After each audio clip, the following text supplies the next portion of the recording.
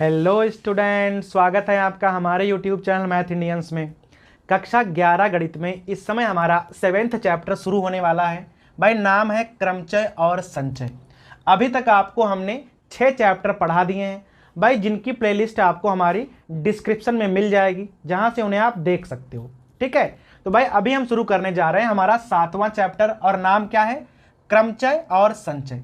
अब भाई जो ये चैप्टर है ये काफी महत्वपूर्ण चैप्टर है गणित में। अब भाई किस लिए महत्वपूर्ण है? ये वाला जो चैप्टर है आपको ना कक्षा 11 में तो काम आएगा ही आएगा, बाकी भाई जब आप कक्षा 12 में जाओगे तो प्रायिकता में आप इसका उपयोग कर पाओगे। भाई प्रायिकता कहीं की भी हो, वहां पर क्रमचय और संचय हमेशा काम में आता है। ठीक है, तो उस लिहाज से काफी इंपॉर्टेंट हो जाता है। और भाई बाकी जो कॉम्पिटिटिव एग्जाम होते हैं, ठीक है, किसी भी लेवल का अगर कॉम्पिटिटिव एग्जाम है तो वहां पर भी आपको क्रमचय और संचय काम आने वाला है। कोई ना कोई सवाल आपको इस पर बेस्ड जरूर मिल जाएगा। तो चाहे कक्षा 11 की गणित हो, चाहे 12 की गणित हो, और भाई चाहे कॉम्पिटिटिव एग्जाम हो, क्रमचय और संचय बहुत महत्वपूर्ण चैप्टर है। एक बात और है भाई, ये जो चैप्टर है हमारा, ये चैप्टर बाकी चैप्टर से काफी डिफरेंट है। अब डिफरेंट क्यों है, पहले आप जरा इस बात को देख लो। जैसे भाई मान लो कि आप कोई चैप्टर पढ़ रहे हो, ठीक है, वहां पर भाई आपने क्या किया, जैसे मान लो आप 5वां चैप्टर पढ़ रहे हो सम्मिश्र संख्याएं, और वहां पर आपको पढ़ना है पोलर फॉर्म। आपको कह दिया कि भाई ध्रुवीय फॉर्म निकाल के दिखाओ, किसी भी संख्या को आपको ध्रुवीय रूप में बदलना है। तो आपके पास भाई फिक्स फार्मूला है कि भाई ये फार्मूला होता है।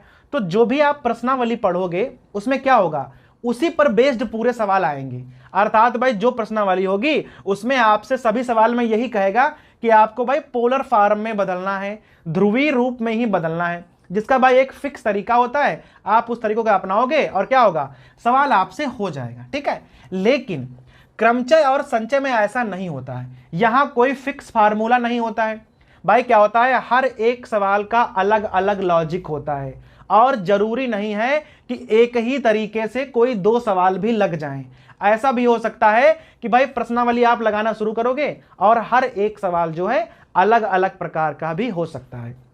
इसलिए होता क्या है कि क्रमचय और संचय को आपको ना बेहद बारीकी से पढ़ना होता है, क्योंकि यहां कोई फिक्स फार्मूला नहीं है, फिक्स तरीके नहीं हैं। आपको एकदम बारीकी से देखना पड़ेगा, तभी आप भाई इसके सवाल अच्छे से कर पाओगे। ठीक है, तो भाई अभी देखें कि क्रमचय और संचय के अंतर्गत हम क्या क्या पढ़ने वाले हैं। भाई इस पाठ में ना कुल मिलाकर 5 प्रश्नावली होंगी।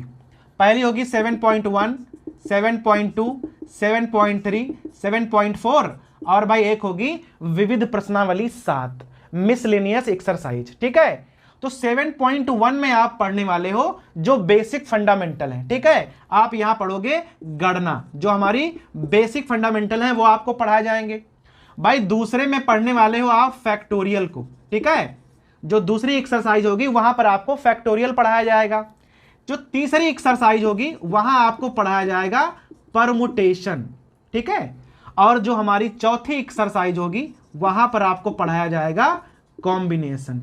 और भाई जो हमारी विविध प्रश्नावली होगी वो तो आप जानते ही हो कि पूरे पाठ का जो निचोड़ होगा वो आपको विविध प्रश्नावली में पढ़ाया जाएगा। ठीक है, तो अभी हम शुरू करने वाले हैं एक्सरसाइज 7.1, और इसका इंट्रोडक्शन आपको हम इस वीडियो में पढ़ाने वाले हैं। तो भाई चलिए शुरू करते हैं। एक्सरसाइज 7.1 का जो हमारा इंट्रोडक्शन है भाई, उसकी शुरुआत करेंगे हम, और सबसे पहले पढ़ने वाले हैं गणना का आधारभूत सिद्धांत, फंडामेंटल प्रिंसिपल ऑफ काउंटिंग। देखो भाई वैसे तो परमुटेशन और कॉम्बिनेशन जो है बहुत बड़ा टॉपिक है, लेकिन भाई हम यहां केवल वही चीज पढ़ने वाले हैं जो भाई एनसीईआरटी के पाठ्यक्रम में है। ठीक है, उसके अलावा हम कुछ भी यहां नहीं पढ़ेंगे। तो सबसे पहले हम सीखेंगे कि गणना का आधारभूत सिद्धांत क्या होता है। तो भाई इसके अंतर्गत आपको यहां पर 2 सिद्धांत पढ़ने होंगे। पहला होगा गुणन का सिद्धांत, मल्टीप्लिकेशन, और भाई दूसरा होगा योग का सिद्धांत, एडिशन। ठीक है, तो 2 सिद्धांत आपको यहां पढ़ने हैं, फंडामेंटल प्रिंसिपल ऑफ काउंटिंग। तो अब भाई बारी बारी से हम देखेंगे कि ये गुणन और योग का सिद्धांत होता क्या है।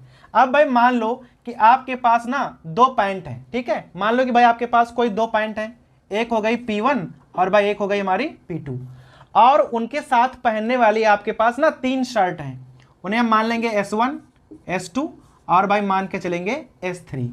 2 पैंट है आपके पास और भाई 3 है शर्ट पहनने वाली, ठीक है। अब भाई गणित में होता क्या है कि कोई भी काम को ना घटना बोल देते हैं। तो हम मान लेंगे ये हो गई हमारी पहली घटना इवेंट 1, और भाई मान लेंगे ये हो गई हमारी E2 दूसरी घटना। जो पैंट पहनना है वो घटना हो गई E1, जो भाई शर्ट पहनना है वो घटना हो गई E2, ठीक है। तो 2 पैंट हैं और 3 हमारे पास शर्ट हैं। अब ध्यान देना है, जब भाई आप पहनोगे तो आप पैंट और शर्ट को ना एक साथ ही तो पहनोगे। तो अगर आपसे कह दे कि भाई E1 एंड E2, अगर आपसे कह दे कि E1 एंड E2 अर्थात भाई E1 और E2 एक साथ दोनों घटनाएं होंगी, तो दोनों घटनाएं कितने प्रकार से हो सकती हैं, तो यह आपको भाई निकालना है। तो देख लो, यहां पर आपके पास कुल मिलाकर 2 प्रकार हैं और भाई यहां पर आपके पास कुल मिलाकर 3 प्रकार हैं। भाई 2 प्रकार से आप पैंट पहन सकते हो, 3 प्रकार से आप शर्ट पहन सकते हो। तो अगर दोनों घटनाएं आपको ना और करके निकालना है कि पैंट और शर्ट दोनों पहनने हैं, तो आपके पास कितने प्रकार हैं, तो भाई कुल प्रकार हो जाएंगे 2 गुणे 3, अर्थात भाई कुल मिलाकर 6 प्रकार से आप पैंट और शर्ट को पहन सकते हो। अब भाई उदाहरण से देख लो कैसे। जैसे मान लो आपने P1 पैंट पहनी, तो उसके साथ आप S1 को पहन सकते हो, S2 को पहन सकते हो और भाई S3 को पहन सकते हो। तो यहां हो गए आपके पास कुल मिलाकर 3 तरीके। फिर आप क्या करते हो, P1 पैंट को हटा देते हो, आप P2 पैंट को पहनते हो। तो भाई फिर से आपके पास ऑप्शन है कि आप S1 वाली शर्ट पहन लो, S2 वाली पहन लो, या आप S3 वाली शर्ट को पहन सकते हो।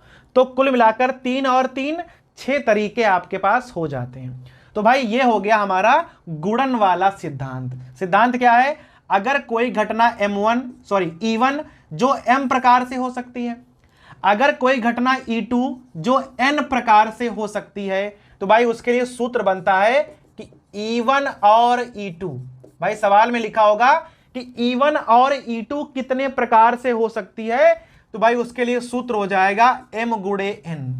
चूंकि यहां गुणा होती है इसीलिए इसे बोलते हैं गुणन का सिद्धांत। अगर यहां पर भाई मान लो कोई 3 घटनाएं होती, ये हो रही है M प्रकार से, ये हो रही है N प्रकार से, अगर कोई और घटना होती जो P प्रकार से हो रही होती, तो भाई सूत्र क्या लगता, सूत्र लगता M गुणे N गुणे P। जितनी घटनाएं हैं आप सीधा सीधा गुणा करते चले जाओ, तो भाई आपको और वाली घटनाएं मालूम पड़ जाएंगी। तो जहां पर और लगा होगा आप समझ जाओगे, आपको सीधे सीधे गुणा करनी है, बस आपको कुल घटनाओं की संख्या मालूम हो जाएगी कि भाई कुल कितने प्रकार से ये काम घटित हो सकता है। ठीक है, योग वाले पे आ जाओ। भाई योग वाले में क्या होगा, या वाला चक्कर चलता है, या तो ये या तो ये। अब देखना कैसे, पैंट और शर्ट तो आपने भाई पहन ली। अब मान लो कि आपके पास भाई ना 2 प्रकार की टाई है, ठीक है, 2 प्रकार की टाई आपके पास है, एक लाल रंग की है और एक काले रंग की। मान लो लाल और पीली मान के चलो भाई, तो 2 प्रकार की टाई है आपके पास, लाल और पीली। तो ये आपके पास 2 टाई हैं और भाई पीली वाली आपके पास कुल मिलाकर क्या है, 3 टाई हैं। ठीक है, 2 लाल हैं और 3 पीली हैं। अब कह दे कि पैंट और शर्ट के साथ आपको भाई टाई भी पहननी है, तो अगर तीनों से एक साथ करनी होगी तो आप M गुणे N और जितनी यहां संख्या होगी आपको गुणा करनी पड़ेगी। लेकिन अगर आपसे कह दे कि भाई लाल और पीली में से आप एक ही टाई तो पहनोगे ना एक बार में, तो कह रहा है तब कितने प्रकार हो जाएंगे। तब आप इसको इस प्रकार से लिखोगे, लाल या पीली। ठीक है, तब घटनाओं को आप ऐसे लिखोगे E1 या E2। जब या आ जाएगा तब भाई क्या होगा, जो प्रकार हैं वो जुड़ जाएंगे और आंसर में क्या आएगा, M+N। ठीक है, तो अगर आपके पास 2 लाल टाई हैं, 3 भाई पीली टाई हैं, तो कुल मिलाकर आपके पास 3 2 5 ऑप्शन बनते हैं टाई पहनने के, कि भाई 2 ऑप्शन आपके पास लाल में है और 3 ऑप्शन आपके पास पीले में है। ऐसा तो हो नहीं सकता है कि आप लाल और पीली दोनों एक साथ पहनो। अगर आप दोनों एक साथ पहनोगे तो 2 3 6, तब हमारे पास कुल मिलाकर 6 प्रकार हो जाएंगे। अगर दोनों ही चीजें साथ साथ लेनी है तो गुणा करनी पड़ेगी, तो उसे हम कहेंगे गुणन वाला सिद्धांत, M गुणे N। अगर या करके पहननी है कि भाई या तो लाल या पीली, तो वहां पर योग वाला सिद्धांत लगेगा M+N। ठीक है, तो अगर आपको ना ये दोनों ही चीजें यहां पर क्लियर हो गई हैं, तो अब आपको हम ले चलते हैं उदाहरणों की तरफ। भाई चूंकि क्रमचय और संचय जो है बहुत ही कठिन चैप्टर है, यहां पर क्या है कि हर सवाल का एक अलग लॉजिक होगा, हर सवाल एक अलग तरीके से लगेगा। तो भाई क्या होगा, हम धीमे धीमे चैप्टर में आगे बढ़ेंगे। ये वाला क्लियर हो गया आपको। अब हम आपको पहले उदाहरण बताएंगे और उसके बाद में आपको हम ले चलेंगे एक्सरसाइज 7.1 पर, ठीक है। तो इसको हम मिटा दे रहे हैं, अब चलते हैं भाई पहले उदाहरण पर। तो भाई किताब को खोल लीजिए और भाई पेज नंबर 148 पे जो हमारा एग्जाम्पल 1 है उसको हमारे साथ पढ़िए। लिखा है शब्द रोज ROSE के अक्षरों से बनने वाले 4 अक्षरों वाले अर्थपूर्ण या अर्थहीन शब्दों की संख्या ज्ञात करनी है, जबकि कह रहा है कि अक्षरों की पुनरावृत्ति नहीं करनी है आपको। तो भाई सबसे पहले आप देख लो कि सवाल में शब्द कौन सा है। ये एग्जाम्पल पहला है, कह रहा है ROSE, ठीक है। रोज कोई शब्द है, यहां पर भाई 4 ही अक्षर आपके पास हैं। दूसरी बात कह रहा है कि 4 अक्षर का आपको भाई शब्द बनाना है, ठीक है। शब्द कैसा भी बने, उसका चाहे मीनिंग निकलता हो या ना निकलता हो, इससे कोई फर्क नहीं पड़ेगा, आपको बनाना है। लेकिन एक चीज यहां कह दिया है कि अक्षरों की पुनरावृत्ति नहीं होगी। तो हम आपको यहां पर दोनों ही सवाल भाई बताएंगे। पहले आपको बताएंगे जब पुनरावृत्ति नहीं होगी, फिर भाई बताएंगे कि जब पुनरावृत्ति आप कर सकते हो, और दोनों में फर्क क्या पड़ेगा ये भी आप यहां ढंग से देख लो। देखो अब रोज जो हमारा शब्द है उसमें हमारे पास 4 अक्षर हैं और हमें 4 अक्षर का ही शब्द बनाना है। तो आप क्या करोगे, सबसे पहले जितने अक्षर का कहे आप उतने खाने खींच लो। आप समझो, आप 4 हमने खाने खींच लिए हैं, 4 खानों में ना आपको अक्षर भरने हैं। R भर सकते हो, O भर सकते हो, S भर सकते हो, E भर सकते हो। लेकिन अभी देखना, जैसे मान लो आपको पहला खाना भरना है, ये वाला पहला खाना भरना है, तो आप यहां गए तो आपने देखा आपके पास 4 अक्षर हैं। आप चाहो तो चारों में से कोई भी अक्षर रख सकते हो, आपके पास स्वतंत्रता है भाई। तो पहले खाने में अगर आपको अक्षर रखने होंगे तो आपके पास 4 ऑप्शन है। आप चाहे R रखो, चाहे O रखो, चाहे S रखो, चाहे E रखो। लेकिन जैसे ही पहला खाना भर जाएगा तो क्या होगा, अक्षरों की आप पुनरावृत्ति नहीं कर सकते हो, मतलब कोई अक्षर दोबारा नहीं आएगा। तो अभी आपने एक अक्षर यहां भर दिया, जब एक भर दिया तो आपके पास केवल 3 अक्षर बचे। तो इस खाने में भरने के लिए आपके पास केवल 3 ऑप्शन बचेंगे। जैसे ही आपने ये वाला खाना भर दिया, अब आपके पास केवल 2 ही अक्षर बचे हैं। तो इस वाले खाने में भरने के लिए आपको 2 ही ऑप्शन मिलेंगे। जैसे ही आपने तीसरा खाना भर दिया, अब केवल एक ही अक्षर बचेगा। कौन सा बचेगा हमें नहीं मालूम, लेकिन कोई एक बचेगा। तो चौथे खाने में भरने के लिए आपके पास केवल एक ही ऑप्शन होगा, ठीक है। तो पहला खाना भरा जाएगा 4 ऑप्शन से, दूसरा 3 से, फिर 2 से, फिर 1 से। अब आपको निकालने हैं कुल मिलाकर सब ऑप्शन कितने होंगे। तो आप क्या करोगे भाई, यहां पर गुणा कर दोगे। 4 तियां 12 दूनी 24। तो कुल मिलाकर 24 जो शब्द हैं वो बन जाएंगे। शब्द कैसे हैं ये शब्द हैं 4 अक्षरों के, अर्थपूर्ण हो या अर्थविहीन हो इससे हमें मतलब नहीं है, मतलब मीनिंग उनका निकले और चाहे भाड़ में जाए। बस हमें यह करना है कि 4 अक्षरों का शब्द बनाना है। बना दिया हमने, लेकिन ये हमने कब किया है, जब पुनरावृत्ति नहीं होनी है।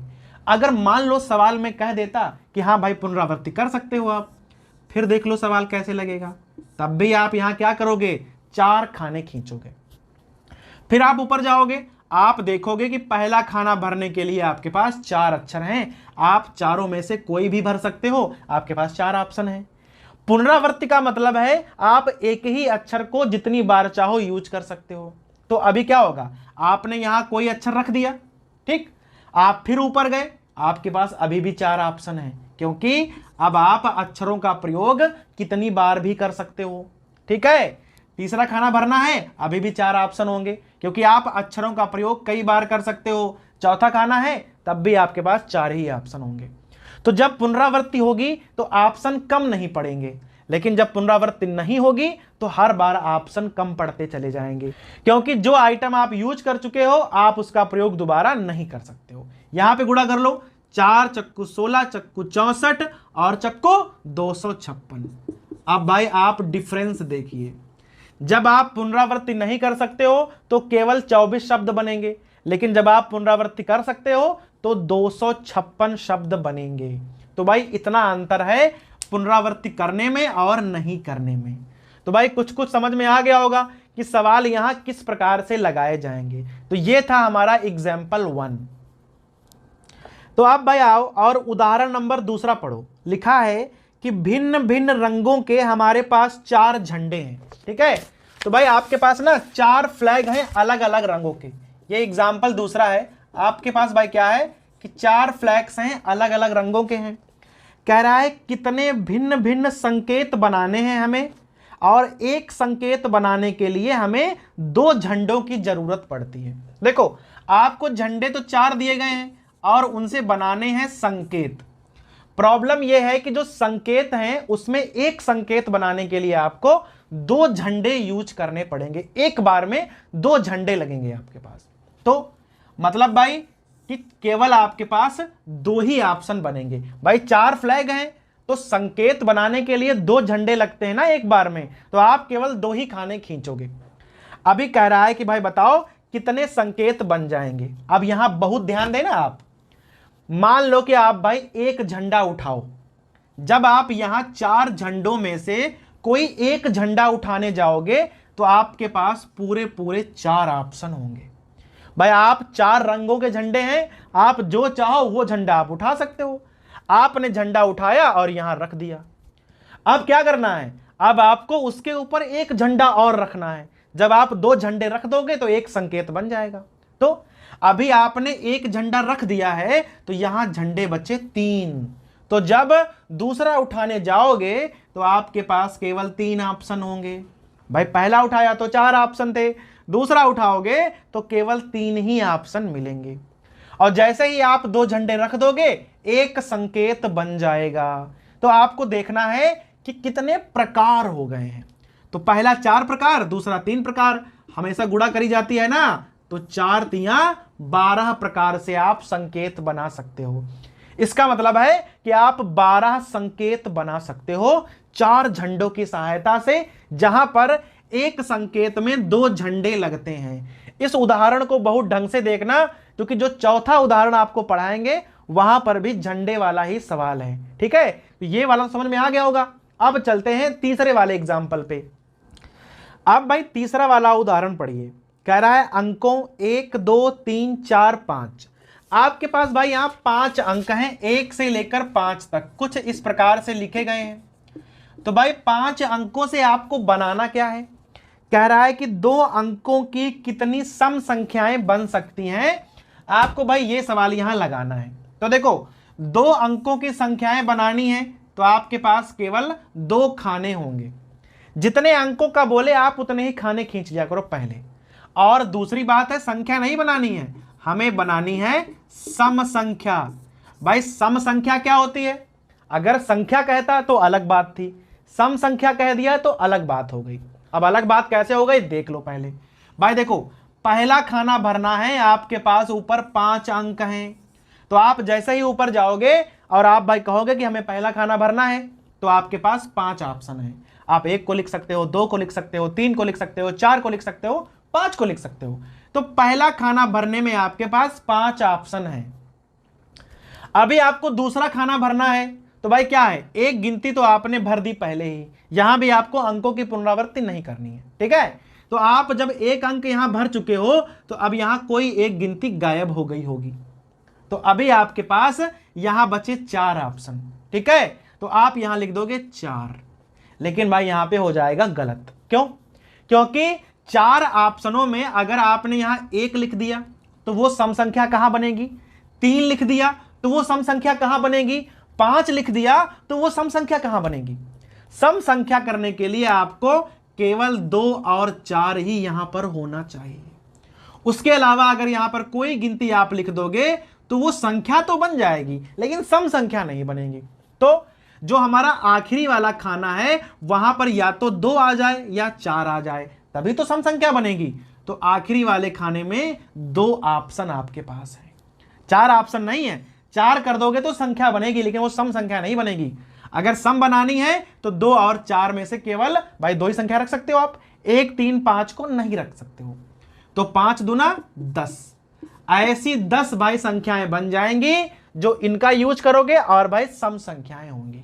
तो ऐसे ही भाई क्या होगा, हर एक सवाल में एक अलग लॉजिक लगेगा, जैसी प्रॉब्लम होगी आपको वैसा ही सोचना पड़ेगा कि भाई सम संख्या आ गई तब हम क्या करें, अभी कह दे कि भाई विषम संख्या बनाओ तब हम क्या करेंगे। तो सवाल ना, हर एक सवाल एक अलग प्रकार का हो जाएगा। यह हो गया हमारा उदाहरण नंबर 3। अब भाई आखिर में देख लो उदाहरण नंबर 4, कह रहा है आपके पास 5 झंडे हैं। अब भाई पिछले सवाल में 4 झंडे थे, तो भाई यहां पर क्या हो गया, हमारे पास जो फ्लैग्स हैं उनकी संख्या है 5, ठीक है।